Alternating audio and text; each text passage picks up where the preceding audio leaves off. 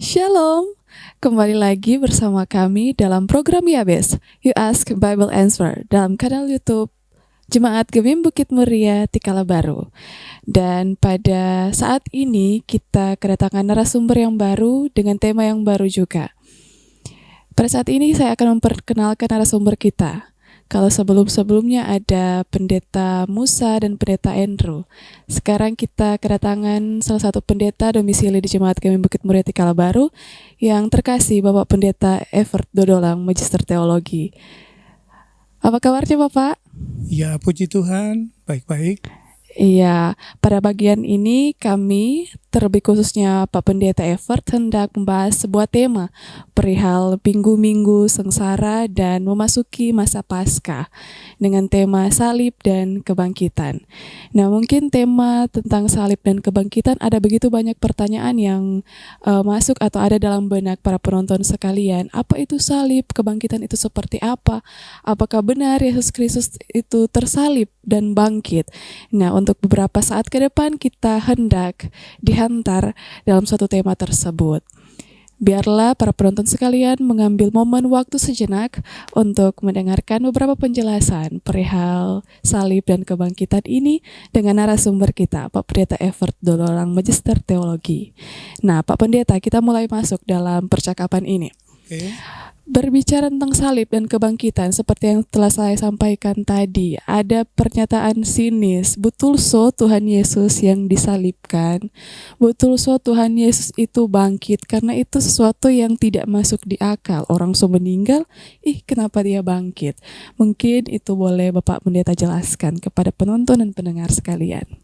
Baik, terima kasih Kesia. Ya. Pertanyaan yang memang sebetulnya setiap tahun sering muncul di kehidupan kita semua pada saat kita merayakan Paskah maupun di minggu-minggu sengsara. Dan ini memang sebetulnya sebuah pertanyaan yang sangat menantang kehidupan keberimanan kita. Karena kebanyakan pertanyaan ini bukan muncul dari orang-orang yang ya sebut saja seiman dengan kita, tapi oleh karena itu saya bilang ini pertanyaan menantang yang harus kita kaji secara baik. Setiap tahun orang percaya merayakan dan memaknai dua peristiwa, yaitu kematian dan kebangkitan. Peristiwa kematian dan kebangkitan tidak saja berhubungan dengan ajaran atau doktrin, sebagaimana yang kita saksikan dalam Alkitab. Ya. Alkitab misalnya tentang cerita kebangkitan yang diceritakan atau cerita penyaliban yang diceritakan oleh Injil-Injil. Tetapi juga peristiwa ini juga merupakan peristiwa sejarah historis yang dicatat dalam sejarah dunia. Jadi walaupun tanpa kita membaca Alkitab, guys ya, sejarah dunia juga telah mencatat bahwa memang peristiwa penderitaan dan sampai pada kebangkitan itu ada diceritakan di Alkitab. Saya mulai dari pengakuan iman kita. Pengakuan iman rasuli yang kita ucapkan setiap minggu, di sana juga sudah termuat bahwa Yesus itu menderita, mati dan bangkit pada momen dan pada pemerintahan siapa? Mati dan bangkit dalam pemerintahan Pontius Pilatus. Dan pengakuan iman ini sebetulnya tidak sekedar bahwa kredo yang kita ulang-ulangi, atau bukan sebuah tafsiran yang dibuat oleh ahli-ahli perjanjian baru atau perjanjian lama. Tidak dimaksudkan juga sebuah hayalan, tetapi betul-betul bahwa penafsiran tentang Yesus yang bangkit, mati, menderita dan bangkit yang kemudian termuat dalam pengakuan iman itu adalah sebuah keyakinan gereja terhadap Kristus yang menderita dan bangkit. Di pengakuan itu cukup jelas, di sana dikatakan Yesus menderita dan mati kemudian bangkit pada hari yang ketiga naik ke surga. Duduk di sebelah kanan. Itu dari sisi keyakinan doktrinnya. Nah, bagaimana dengan yang tadi saya katakan bahwa ada fakta sejarah. Ada fakta sejarah dicatat oleh sejarawan yang ternama, namanya Flavius Josephus. Seorang sejarawan yang luar biasa dengan bukunya yang berjudul Sejarah Kuno Bangsa Yahudi. Itu ditulis tahun 95. Sesudah Yesus lahir. Itu berarti kalau tahun 95 Yesus menderita dan mati umur berapa itu? 30 kah? 30-an. Nah, berarti dipastikan bahwa Josephus ini dia juga termasuk pelaku sejarah. Iya kan? Dan dalam tulisannya dia mengatakan, ini saya kutip dari seorang Islamologi yang namanya Dr. Bambang Norsena. Ini luar biasa pikiran-pikirannya. Dia mengatakan bahwa Pilatus telah menjatuhkan hukuman mati di kayu salib kepadanya yaitu Yesus atas desakan para pemimpin agama kita.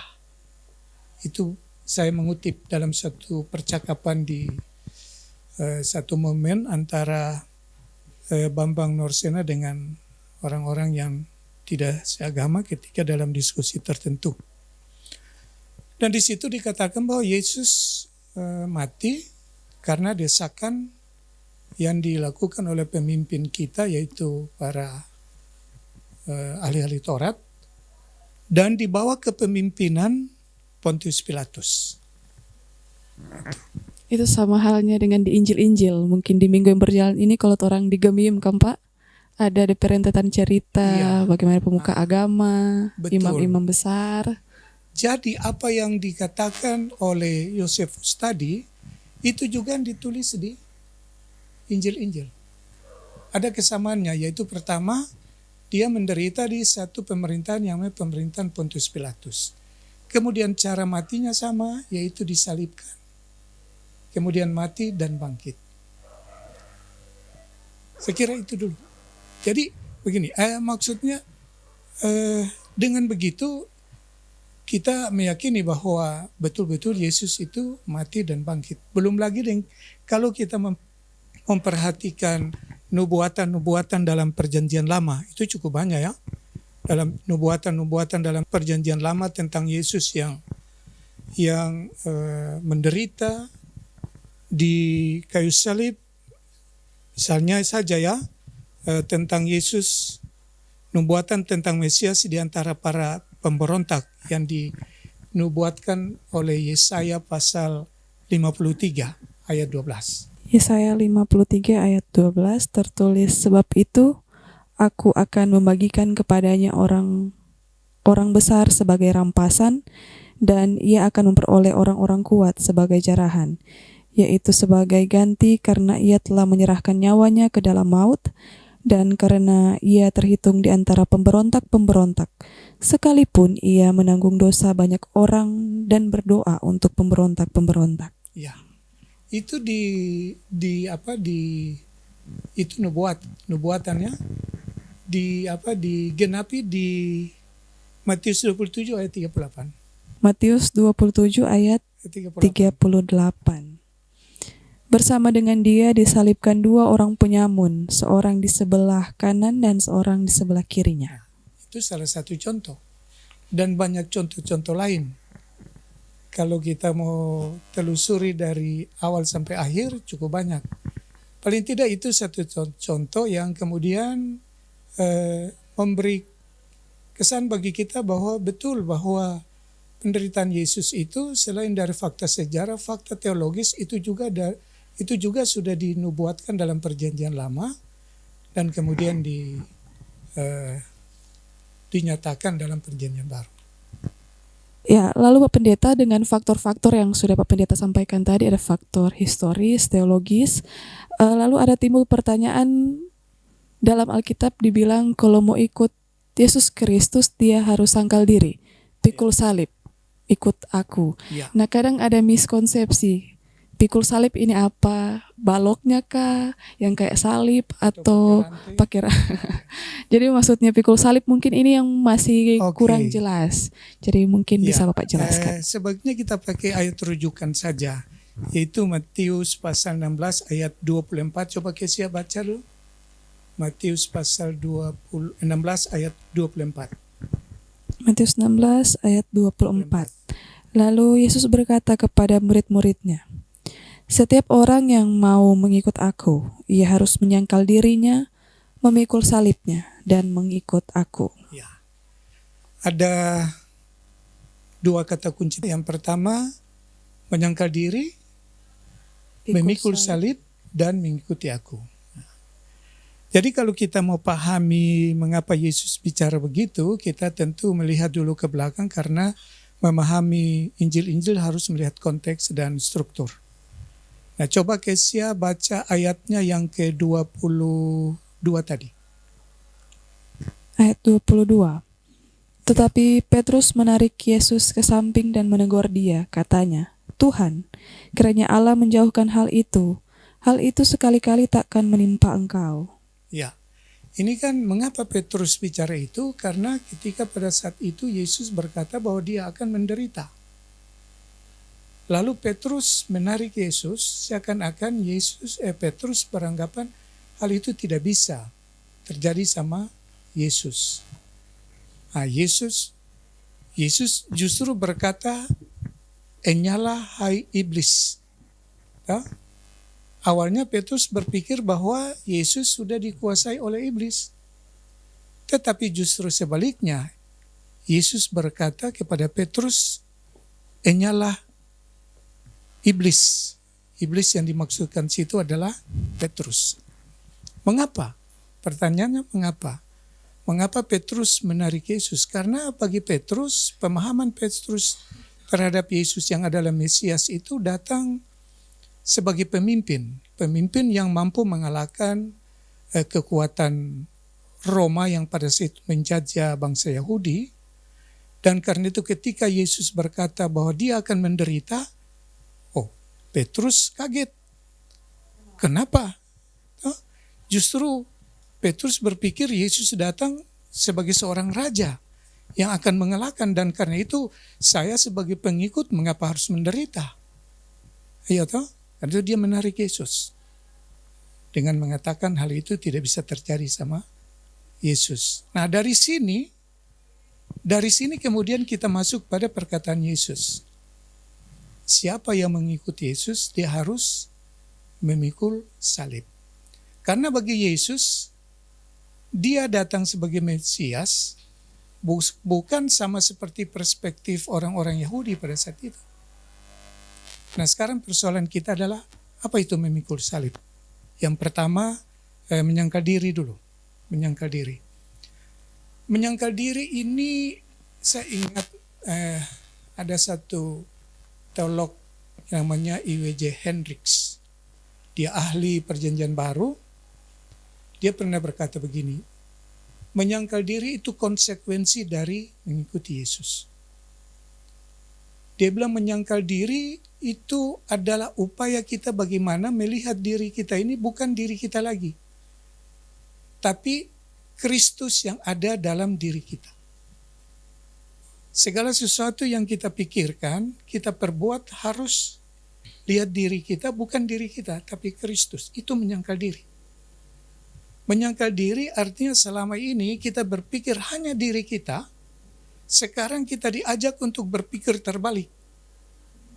Bukan pikir diri kita, memang kita harus berpikir juga diri kita ya. Tapi bukan semata-mata diri kita yang harus kita utamakan. Tetapi bagaimana orang lain itu juga menjadi bagian dalam hidup kita, dan itulah yang disebut menyangkal diri. Nah, kalau dalam pengertian seperti itu, maka kita masuk dalam pemahaman memikul salib. Orang yang sudah bisa menyangkal diri, bagaimana dia menempatkan Yesus dalam dirinya, yang awalnya kan menganggap diri lebih hebat kan, ego.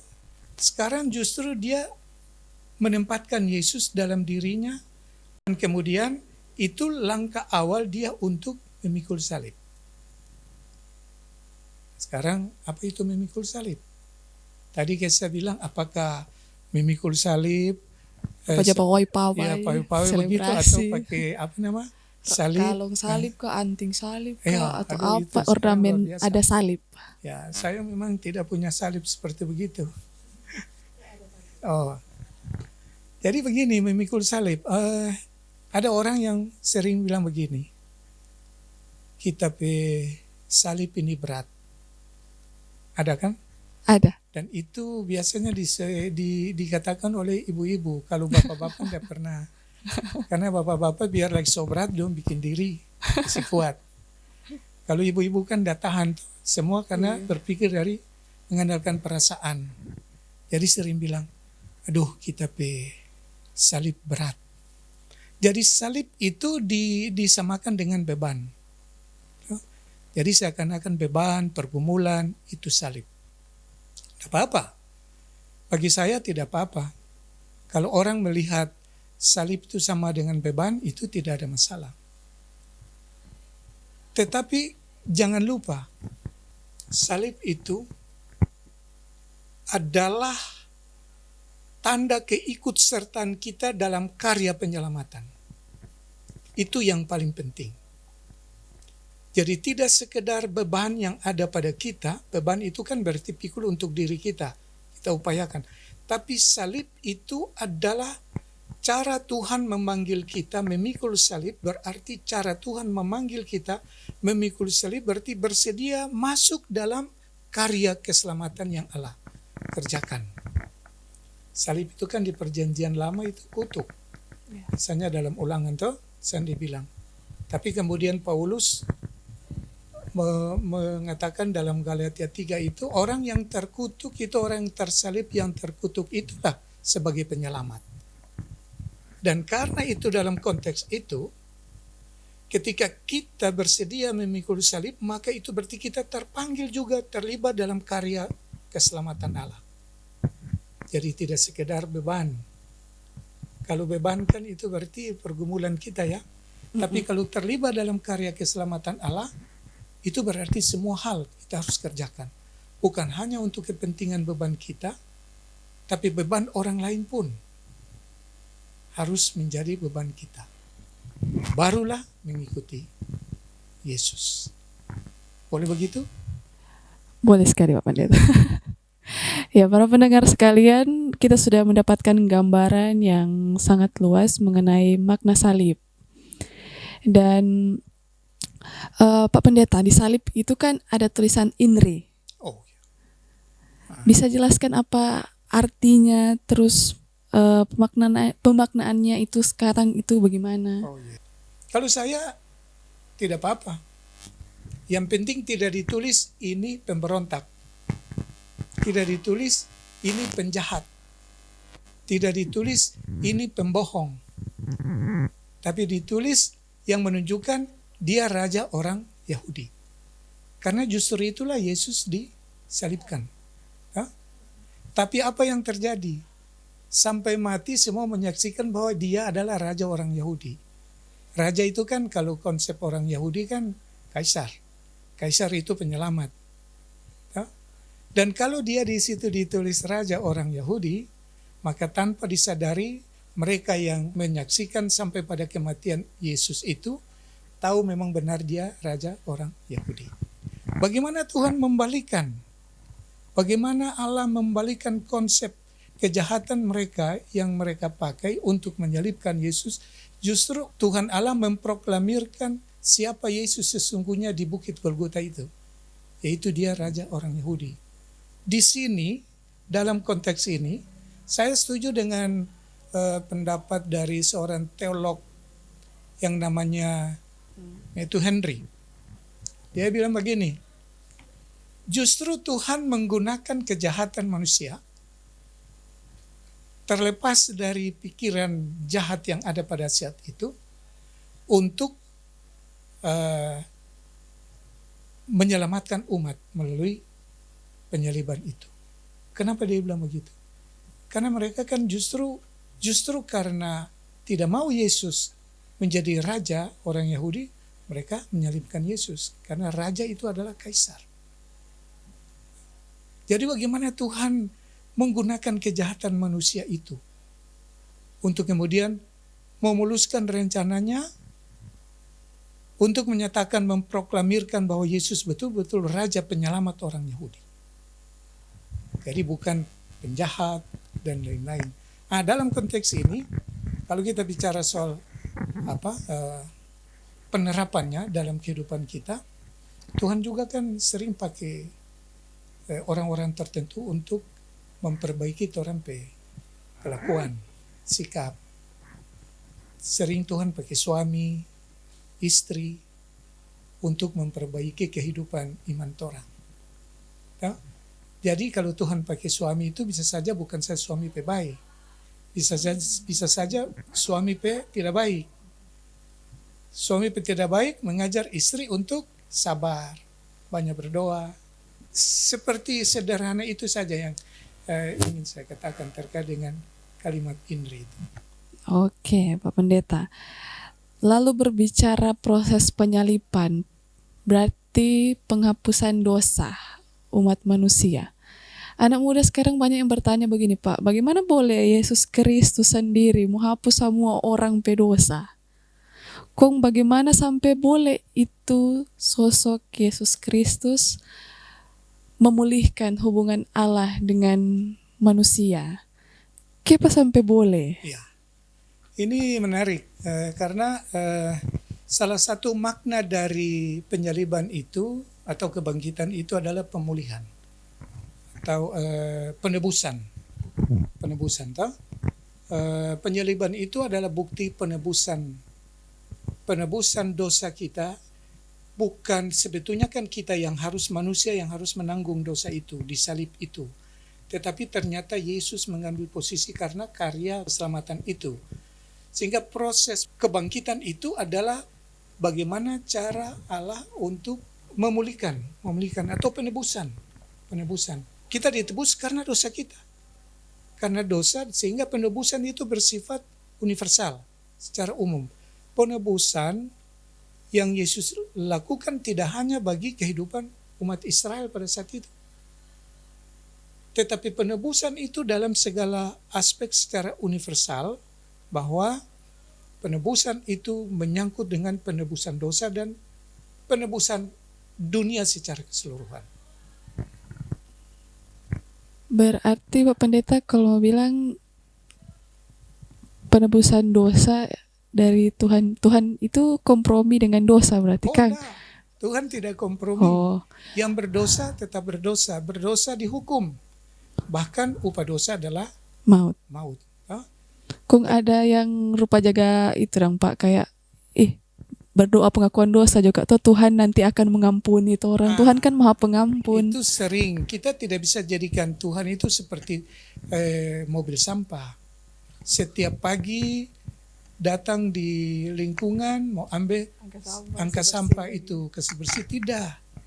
Tuhan memang mengasihi, tetapi pengampunan dosa itu yang dalam konteks ini bagaimana Yesus bertindak sebagai penebus itu sekali untuk selamanya. Kalau yang kedua kali itu tebusan diri. Tebusan diri dalam konteks seperti ini. Orang berdosa tebusan diri dan karena itu ya mengaku dosa, tetapi jangan seperti orang jadikan Yesus itu mobil sampah setiap hari datang ambil orang sampah-sampah di rumah. Dosa-dosa maksudnya. Ya karena kadang kan begitu, datang di hari Minggu, datang di ibadah, pengakuan dosa, mengaku juga baik, abis itu kosok kelar, seboleh mau bikin dosa ulang kage. Nanti kok ada hari Minggu lagi ulang, ya kadang kan pikiran Anak-anak muda biasa manusia. begitu, berpikir Bisa begitu. juga Berdosa demikian. hari ini, sebentar mengaku dosa As- karena Tuhan Maha Pengasih. Tidak Iya. seperti itu. Jadi mungkin itu Tuhan dapat, menginginkan proses perubahan ya, secara total. Tidak setengah-setengah, hari ini buat dosa minta ampun, besok bikin bikin ulang. lagi. Bukan itu. Tuhan tidak menginginkan perubahan yang sifatnya hanya sementara. Tapi betul-betul harus paripurna. Betul-betul. Sudahlah kalau karena soal kelemahan, ya kita kan biasanya kan kita juga begitu. Tapi jangan karena dalam konteks seperti yang tadi saya bilang, ya, bikin dosa besok kok mau minta ampun. Mungkin itu cuma candaan tapi terkesan penting juga, serius. ya. Betul. Maka selaras mungkin dengan apa yang Pak Pendeta bilang tadi, kalau mau ikut Yesus seperti penjelasan Pak Pendeta mesti sangkal diri, pikul Sangkal salib. diri, pikul salib. Makanya pada peristiwa kalau orang berpikir kalau misalkan buat dosa, habis itu pengakuan buat dosa, maka tidak sesuai dengan apa yang sangkal diri, pikul salib tadi. Sangkal diri itu berarti belum sangkal diri. Kalau sangkal diri betul-betul orang memahami siapa dia sebetulnya. Dan bukan dia dalam dia, tapi Yesus dalam dia. Kalau Yesus dalam dia bukan hari ini bikin dosa, besok minta ampun, lusa bikin lagi. Itu tidak sangkal diri. Karena itu memang betul-betul Yesus bilang harus sangkal diri, memikul salib, baru mengikuti aku. Jadi sangkal diri itu poin pertama, baru memikul salib. Memikul salib berarti masuk dalam kerangka bagian dari karya keselamatan Allah. Bagaimana baru masuk bagian dalam karya keselamatan Allah? Kalau hari ini bikin dosa, sebentar minta ampun, besok bikin lagi. Itu tidak sangkal diri. Ya, para penonton sekalian, sangat luar biasa percakapan kita perihal salib dan dosa. Mungkin kita tiba dalam pertanyaan soal Paskah, perihal kebangkitan ini Pak. Paskah mungkin diberikan mungkin sedikit pengantar dalam perjanjian lama mungkin Pak. Ini Paskah ini maknanya seperti apa? Lalu masuk ke makna kebangkitan Yesus Kristus Paskah sekarang itu seperti apa Pak Pendeta? Ya, makasih. Kita dalam persiapan untuk merayakan kebangkitan Kristus yaitu Paskah. Kalau salah bilang bisa jadi paksa. Ya toh? Tapi Paskah yang dalam konteks ini adalah kebangkitan Kristus dalam perjanjian baru adalah sebuah kemenangan dari kuasa maut. Paskah itu sendiri adalah sebuah proklamasi Allah terhadap kemenangan dari kebangkitan yang telah dijalani karya Allah dalam anaknya Yesus Kristus. Makna Paskah itu sendiri selain dari tadi Pak Pendeta bilang bahwa ada unsur bagaimana penebusan, tapi dari Paskah itu ada rekonsiliasi, ada pemulihan antara manusia yang tadinya karena berdosa, putus hubungan antara Allah dengan manusia. Kebangkitan Kristus itu adalah cara Allah untuk kemudian dengan kasih-Nya mengembalikan manusia lagi memiliki hubungan yang istimewa dengan Allah.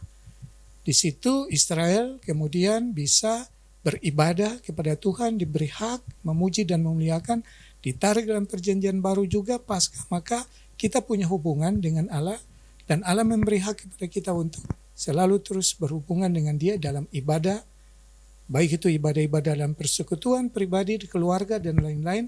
Itu juga bagian dari makna bagaimana Paskah itu kemudian memulihkan kehidupan manusia dengan Allah. Kemudian juga Paskah itu sendiri adalah bagaimana kita dibenarkan. Kita dibenarkan bukan karena kita benar. Kita dibenarkan karena kasih Allah. Jadi kalau kita dibenarkan karena kesalahan kita, apa yang kita banggakan dalam hidup ini?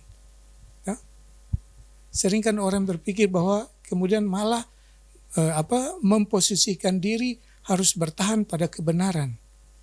Benar sih, karena benar sampai mana? Sebetulnya orang ini orang yang tidak benar. Tapi karena kasih Allah itu, sehingga kita dibenarkan. Dibenarkan yaitu kemudian mendapatkan keselamatan. Oke? Oke Pak. Pertanyaan terakhir mungkin, bila mana ada para penonton sekalian mau ada tambahan pertanyaan bisa di kolom komentar atau saling membantu bagi share ilmu perihal tema kita bersama agar kita boleh saling melengkapi satu sama lain. Ini tentang generasi milenial, Pak. Apa makna Paskah bagi kehidupan di era digitalisasi? Sekarang ini khususnya generasi milenial dan implikasi eskatologis khususnya, di mana keyakinan untuk kehidupan kekekalan bersama Kristus yang sudah bangkit. Baik, terima kasih menyangkut pertama soal implikasi eskatologis. Orang yang percaya kepada Kristus, berarti dia percaya apa yang Yesus lakukan. Itu kalau dia percaya. Kalau dia menyangkal diri dan mengikuti Yesus, memikul salib dan mengikuti Yesus, dia harus yakin bahwa Yesus itu anak Allah. Dan dia percaya bahwa Yesus menderita, mati, dan bangkit untuk dia. Maka Kristus yang mati dan bangkit dalam konsep eskatologis, setiap orang yang percaya yang mati di dalam Kristus, diangkat juga bangkit bersama Kristus. Karena Kristus bangkit. Kalau Kristus tidak bangkit, sia-sialah kehidupan berimanan kita. Itu keyakinan eskatologis kita. Dan itu dalam Yohanes 14, aku pergi menyiapkan tempat supaya di mana aku berada, kamu pun berada. Ini konsep eskatologis. Jadi orang percaya kepada Kristus itu yang menderita, mati, dan bangkit, ke sana pikirannya. Bahwa dia tidak sia-sia, bahwa hidup ini tidak berhenti pada kematian. Karena hidup di dunia ini cuma sementara. Hidup di dunia cuma sementara. Kehidupan yang kekal itu disiapkan Tuhan. Itu soal konsep eskatologis ya. Yang kedua soal pemuda milenial. Konsep bagaimana makna Paskah dalam kehidupan generasi muda. Ya betul memang. Paskah itu tidak berubah, makna tidak berubah. Makna tetap. Tapi dia akan berubah ketika kita generasi muda ini yang hidup di tengah-tengah perkembangan teknologi yang semakin hebat. Ketika kita mendewakan teknologi itu, maka nilai Paskah itu akan mengalami perubahan. Ya, kalau kita lihat sekarang perkembangan teknologi membantu kita semua. Ada banyak gereja-gereja sekarang yang sudah punya channel tersendiri untuk menyalurkan berita Paskah. Contoh seperti kita sekarang ini. Ini kan juga bagian dari perkembangan teknologi, digitalisasi zaman now sekarang. Tapi bagaimana pemuda sekarang melihat perkembangan teknologi itu sebagai sarana tidak akan mengikis nilai-nilai kehidupan kekristenannya melalui Paskah ini. Tapi kemudian melalui Paskah ini semua kita yang terlibat dalam proses perkembangan teknologi itu menempatkan kemajuan teknologi itu di bawah terang kebenaran firman Allah. Itu salah satu nilai Paskah. Karena tidak sering anak-anak sekarang salah menggunakan kemajuan teknologi itu. HP seperti begini juga kan ada nilai positif dan nilai negatif. Kalau kita kirim berita-berita tentang Paskah itu punya nilai positif lewat WA, lewat media sosial yang banyak sekali dimiliki, itu kan sebuah nilai positif yang baik. Tapi ketika kita menggunakan pada hal-hal yang negatif, kan ini kan semua hal sudah ada di dalam, baik dan buruk. Malah orang sekarang dengan adanya teknologi seperti begini membantu dia dalam melakukan tugas-tugas pekabaran Injil. Karena mau apa saja yang tidak ada di sini. Tapi hati-hati, jangan sampai kita mendewakan segala sesuatu hanya pada teknologi itu, sehingga Tuhan yang bangkit kita nomor 2-kan. Iya, terima kasih banyak Pak Pendeta. Sungguh luar biasa perihal salib dan kebangkitan. Para penonton dan pendengar sekalian, ternyata karya salib dan kebangkitan Yesus Kristus itu tak bisa dipisahkan, saling terikat satu sama lain. Bila mana berbicara tentang penyaliban Yesus Kristus, maka ada kemenangan paripurna perihal kebangkitannya. Pun sebaliknya, dalam kebangkitan Yesus Kristus ada kematian yang melalui karya salib yang dirasakan dan dialami oleh Dia. Nah, untuk hal yang demikian mungkin di antara kita begitu banyak berusaha untuk memikirkan dengan akal logika kita. Tetapi saya berpikir bahwa dengan usaha akal yang diberikan oleh Allah, kita hanya sebagian kecil saja. Seperti saya dapat mengatakan kepada para penonton maupun pendengar sekalian, usaha akal manusia itu hanya seperti kubangan kecil di pinggir lautan yang luas. Sedangkan pikiran Allah itu lautan samudra yang sangat hebat. Jadi ketika kita berusaha memang dengan akal kita yang kecil itu untuk mencerna, memahami pikiran Allah, tidak mampu sekali. Mungkin pun dengan pembahasan perihal salib dan kebangkitan ini ada pertanyaan-pertanyaan yang mungkin tidak akan masuk peterompe akal. Karena manusia pun punya keterbatasan. Tetapi Allah dalam karya salib dan kebangkitannya itu sangat luar biasa dalam kehidupan kita. Seperti yang boleh Pak Pendeta Evert sampaikan khususnya kepada kita kaum-kaum muda, kita boleh memaknai kehidupan kita sepanjang masa-masa menghayati kesengsaraan Yesus Kristus melalui karya salib dan kebangkitannya untuk menggunakan setiap media sosial ke arah yang baik dan benar. Memang kita kadang tergoda, terbuai, tetapi kita boleh diajak agar supaya boleh sangkal diri, membuka hati, membuka diri, biarlah Kristus Yesus yang masuk mengontrol diri kita. Bukan hawa kedagingan kita yang lebih besar. Agar supaya kita boleh memikul salib dari setiap tantangan dunia yang ada. Pak Pendeta, closing statement. Ya. Pendapat terakhir yang boleh disampaikan. Terima kasih Kesia. Menjadi orang Kristen tidak pernah menjadi orang untuk diri sendiri. Itu harus kita tanamkan dalam diri kita. Menjadi orang Kristen itu bukan menjadi orang untuk diri sendiri, tetapi menjadi orang untuk orang lain. Tadi sudah saya katakan, termasuk untuk alam semesta. Karena itulah Tuhan hadirkan kita ada di tengah-tengah dunia ini.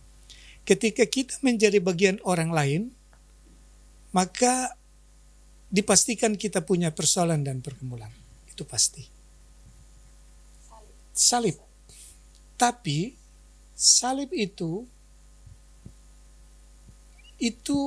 Yesus sendiri telah menanggung segala beban kita.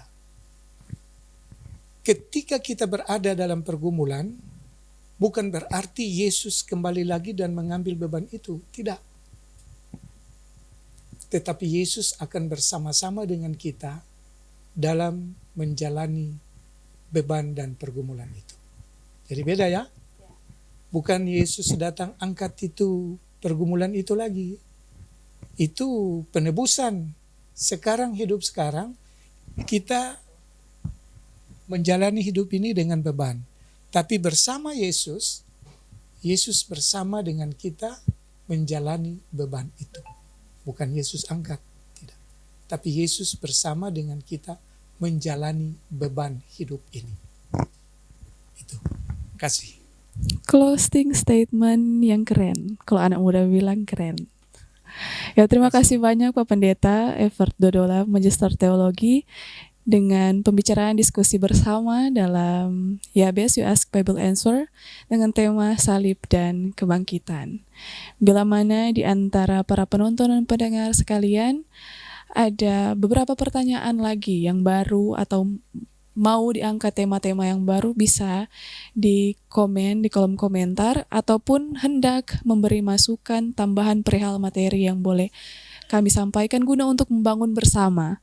Ada kalanya Pak Pendeta, ada orang yang mau seperti yang Pak Pendeta bilang tadi, benar.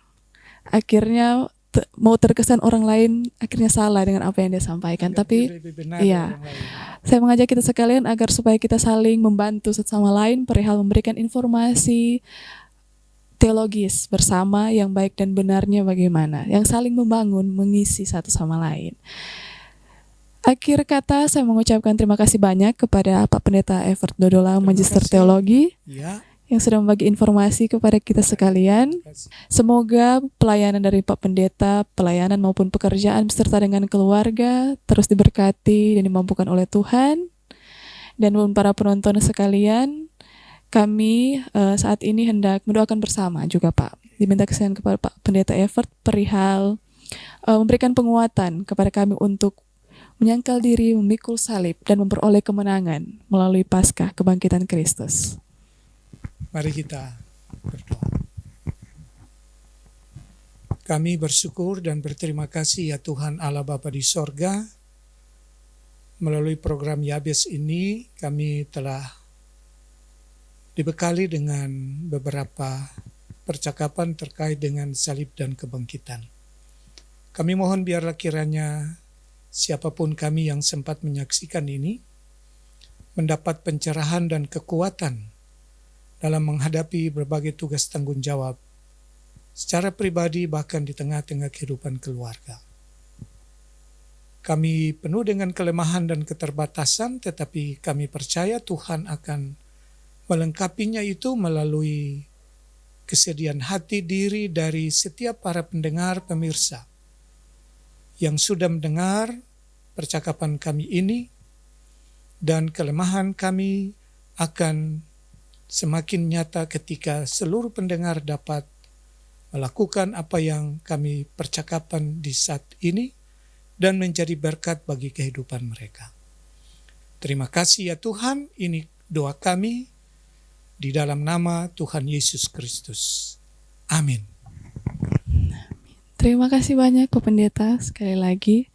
Para penonton dan pendengar sekalian, terima kasih telah menyaksikan program Yabes, You Ask Bible Answer dalam channel Jemaat Gemim Bukit Muria Tikala Baru. Jangan lupa untuk subscribe channel ini dan like setiap konten yang ada di dalam channel Jemaat Gemim Bukit Muria Tikala Baru. Sampai berjumpa dalam Yabes berikutnya dengan tema-tema menarik. Sampai jumpa, Tuhan Yesus memberkati. Shalom.